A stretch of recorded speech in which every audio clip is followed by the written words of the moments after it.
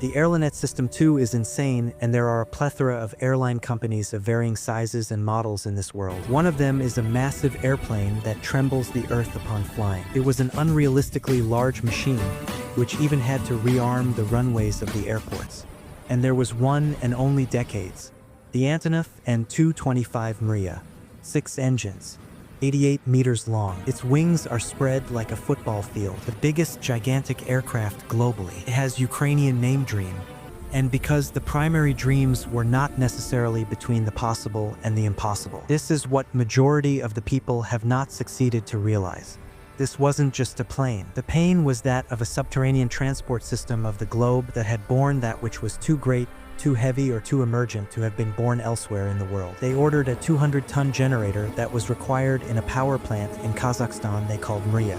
They quoted Mriya, whereby NASA was compelled to ferry the parts of the spacecraft across continents. Humanitarian work, machinery, which was not being dismantled, emergency care in time of epidemics. Things that simply failed to discover alternative means of reaching where they desired to reach. The Soviet Union engineers designed the plane in the 1980s, and they were tasked to do what was impossible to do: develop an aircraft that would force the Buran space shuttle to be on its back. They succeeded. However, with the collapse of the Soviet Union, there was only the monument of fantasy.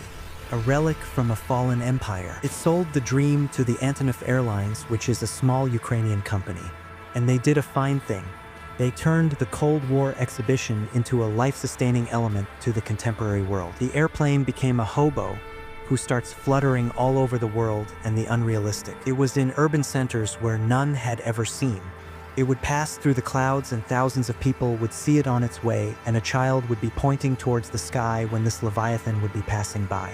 It was mythical in a way. The pilots talked of the Mriya as a seaman of a ship that does not exist. It wasn't just big, it was alive. Reality shows, balances, physics, fuel, and human determination all were on flights.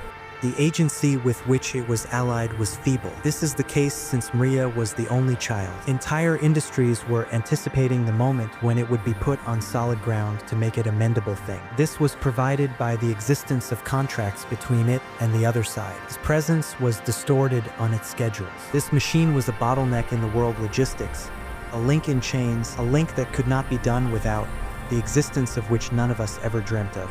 The irony is almost cruel. It was the world which had to live without living. And then we only built one. In the 22nd of the month of February, the Russian military forces gained some space in the Hostomel airport found in the outskirts of Kiev. Mriya was there and was being repaired. The engineers had days, maybe hours, to get it off. They didn't make it. The hangar was shelled. The dream burned. The photos acquired were not only the pictures of deformed metal and burned wings. They showed the end of an era. Logistics firms scruffled. Projects stalled. There was no backup. No replacement. It was on a dead end, and the world had settled on the solitary thing. Ukraine has assured to repair it. The engineers are scavenging.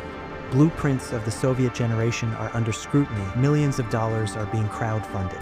The thing is true, however, that they cannot get up and declare that they could assemble the plane, but cannot assemble the world which demanded the plane. It works on us, as we have not been the same since Mriya fell.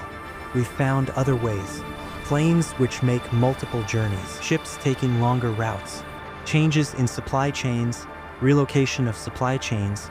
Supply chain development. What was impossible was turned into a hard one. And pain became habitual. Maybe that's the real story. We could not say it again, not because we had made something so immense, but how we had thus created a world that now had so much rested on one dream that we had not heard much when it burst out with such abruptness.